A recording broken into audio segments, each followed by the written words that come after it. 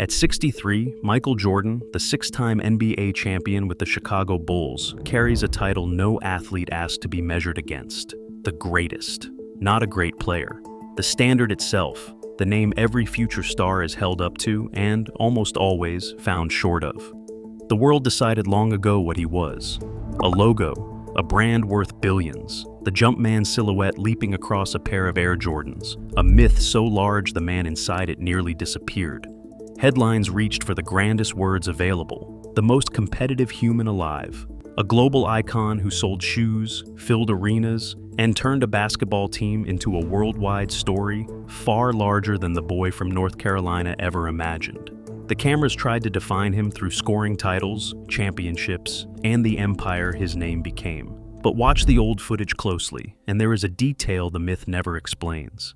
In the biggest moments of his life, driving the lane, rising for the shot that would decide everything, his tongue would slip out of his mouth, wagging as he flew.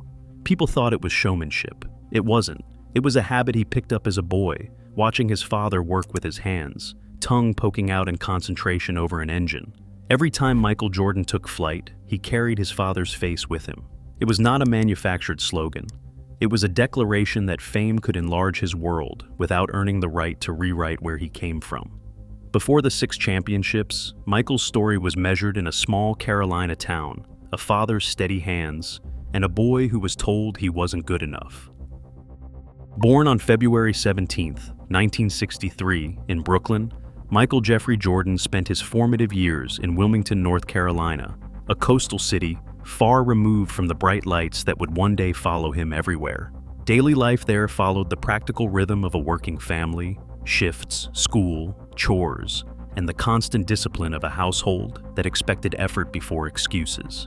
Michael grew up as one of 5 children of James and Dolores Jordan.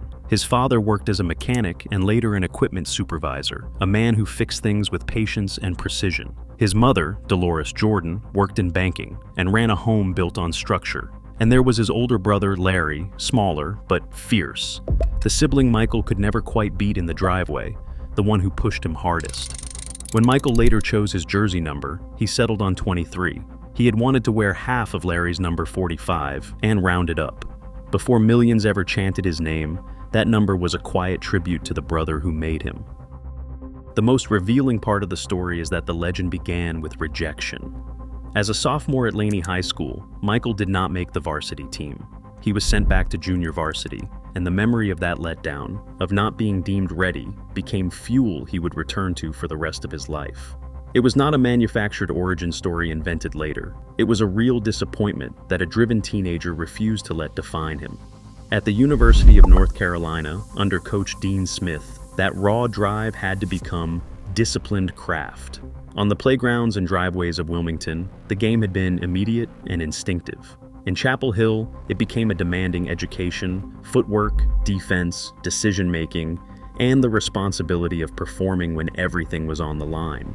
His teammate James Worthy was already there, developing alongside him, and the unit Dean Smith built was one of the most gifted collections of college talent in the country. His childhood did not abruptly end, but its rhythm changed, and the moment that announced him arrived almost immediately.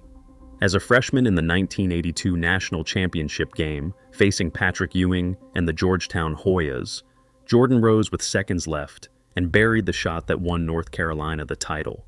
He was 19, and already he had shown the one trait that would define him: the willingness to want the ball when everyone else was hoping it went somewhere else.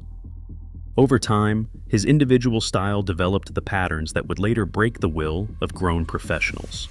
The explosion off the first step, the body control that let him hang in the air a fraction longer than physics seemed to allow, the relentless defense few remembered to credit.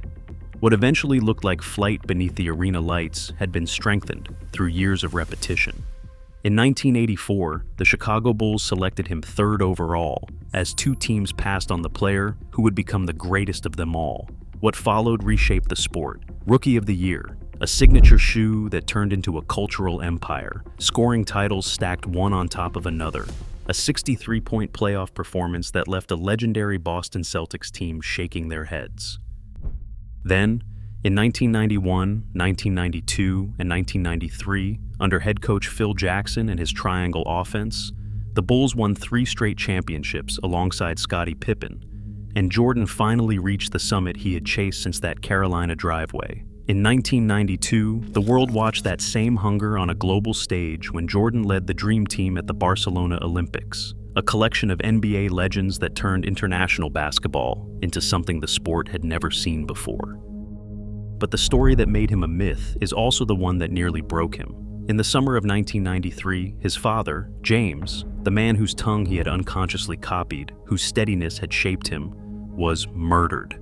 Grief-stricken, Jordan walked away from basketball at the height of his powers and went to play minor league baseball with the Birmingham Barons, chasing a dream he and his father had once shared. For a while, the greatest basketball player alive rode team buses through small American towns, honoring a man he had lost.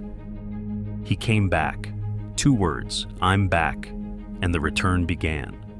And from 1996 to 1998, under Phil Jackson once more, and with Scottie Pippen and Dennis Rodman beside him, he did it all again, winning 3 more championships, including a 72-win season and a final frozen image, the last shot of the 1998 finals, rising over a defender in Utah, holding the follow-through as an era ended on a perfect note.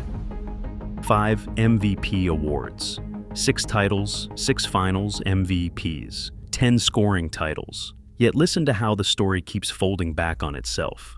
The competitor the world painted as almost inhuman was, underneath, a son who carried his father in a habit he never chose, and a younger brother who wore a number that pointed back to the sibling who toughened him. Before the world turned him into a logo, Michael Jordan had been a boy in Wilmington who wasn't picked for the varsity team, whose father fixed engines with his tongue poking out, whose brother beat him in the driveway until he learned how to win. The distance between that town and the summit of global fame was enormous, but the tongue, wagging in every iconic photograph, in every impossible shot, suggested the distance had never erased where he came from. Each flight through the air connected the icon, followed by billions, with the boy whose father once bent over an engine, teaching him, without a word, how to concentrate on the thing in front of him until it was done.